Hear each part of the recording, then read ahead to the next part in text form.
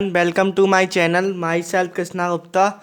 चलिए आज अपन पढ़ेंगे स्टेट ऑफ मैटर का पार्ट 3। वो कुछ टेक्निकल इश्यूज़ की वजह से वीडियो बंद करनी पड़ी थी।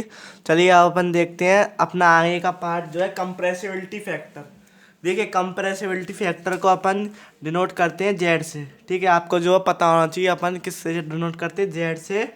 और इसका जो फॉर्मूला होता है P V is equals to N R upon N R T.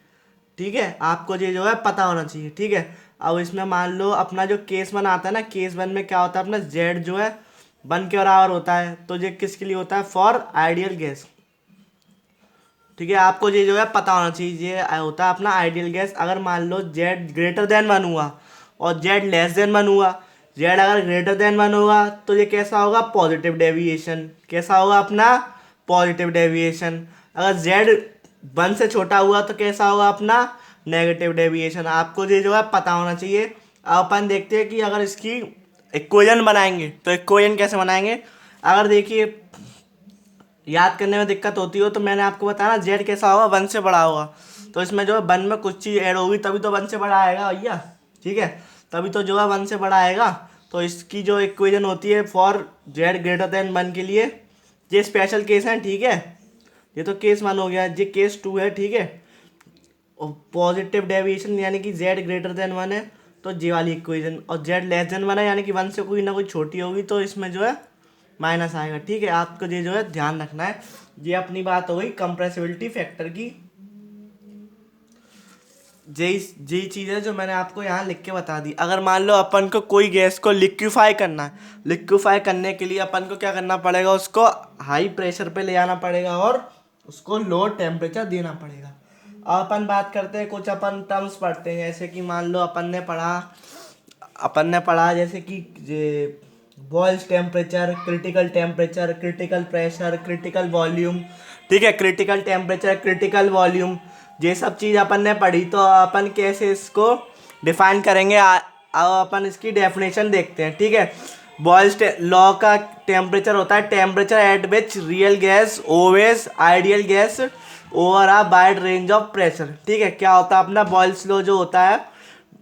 Temperature at which real gas जो है अपना ओवे करे आइडियल गैस जैसा of A over a wide range of pressure, उसको अपन बोलते हैं बॉयल्स टेम्परेचर। देखिए बॉयल्स टेम्परेचर का जो फॉर्मूला होता है ना, बॉयल्स टेम्परेचर का फॉर्मूला वो कैसे लिखते हैं अपन? देखिए बॉयल्स टेम्परेचर होता है ए अपॉन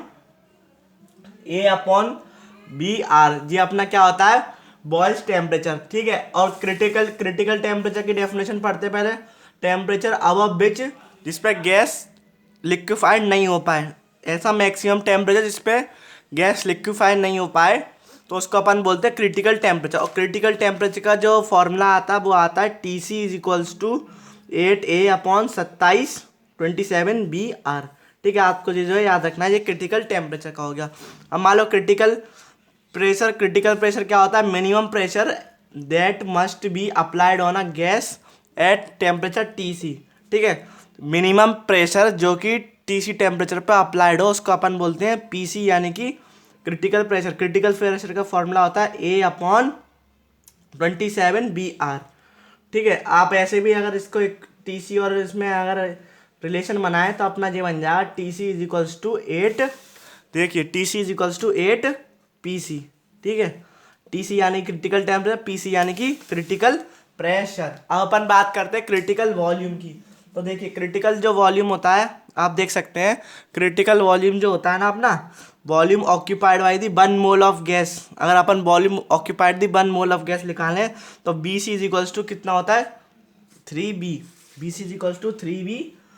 ठीक है, B C is equals to 3B। आपको पता होना चाहिए जो किस पे होता है? Eight critical temperature and critical pressure. आपको ये जो है boils temperature, critical temperature, critical pressure, critical volume, ये सब आपको आना चाहिए। और एक और आता है एक इन्वर्जन टेम्परेचर। इन्वर्जन टेम्परेचर क्या होता है?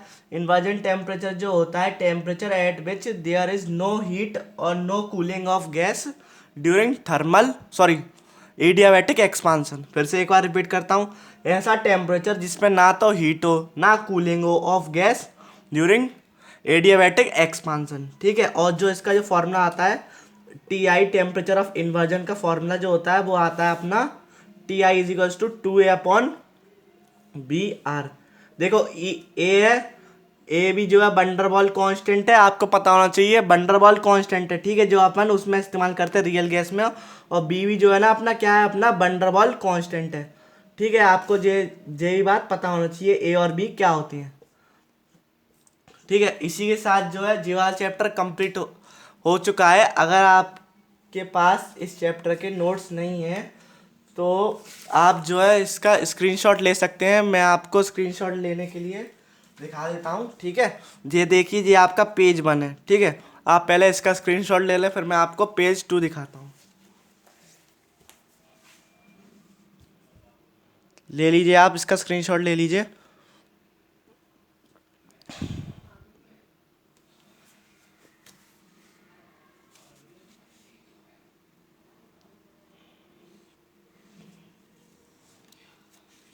आई होप आपने जो है इसका फर्स्ट पेज का ले लिया होगा स्क्रीनशॉट। अब आप सेकंड पेज का ले सकते हैं स्क्रीनशॉट, ठीक है। देखिए, आप ले लीजिए इसका स्क्रीनशॉट सेकंड पेज का।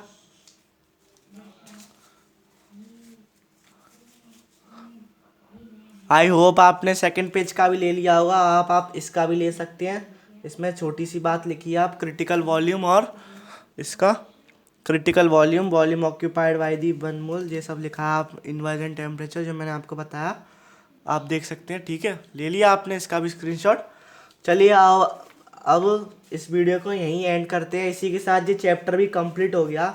मैं आपको एक चीज़ बताना चाहूँगा, अगर आप मेरे इस चैनल से रिवीजन करते हैं तो आप रिवीजन करने के बाद जो है NCERT के थोड़े बहुत एग्जाम्पल्स लगाया कीजिए जो इम्पोर्टेंट होते हैं। कभी कभी क्या होता है, NCERT के एग्जाम्पल से ही सीधे नीट में क्वेश्चन बन जाते हैं, खास करके अपनी फिजिकल केमिस्ट्री से, ठीक है। एक तो NCERT क्वेश्चन और नीट के प्रीवियस ईयर पूरे 33 ईयर्स के, ज़्यादा तो नहीं होते, खैर इनके 50-60 सवाल होते हैं, आप ये लगा लीजिए।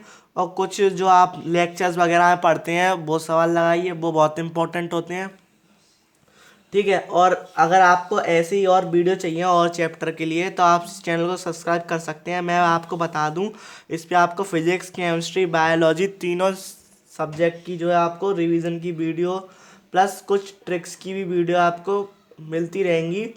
और आप पे अगर शॉर्ट नोट्स नहीं है तो मैं आपको हर एक चैप्टर के शॉर्ट नोट्स भी प्रोवाइड कर दूंगा, ठीक है। और इस वीडियो को आपको अगर पसंद आई हो तो आप लाइक करें और चैनल को सब्सक्राइब करें और अपने दोस्तों के संग शेयर करें, ठीक है। थैंक यू, मिलते हैं अगली वीडियो में। तब तक के लिए पढ़ाई करते रहें। All the very best.